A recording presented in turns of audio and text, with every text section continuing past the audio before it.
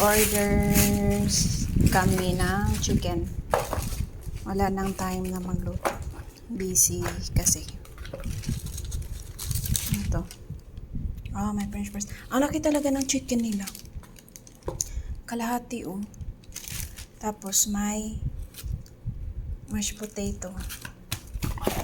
Tapos yung isa may ano din, coleslaw ata to.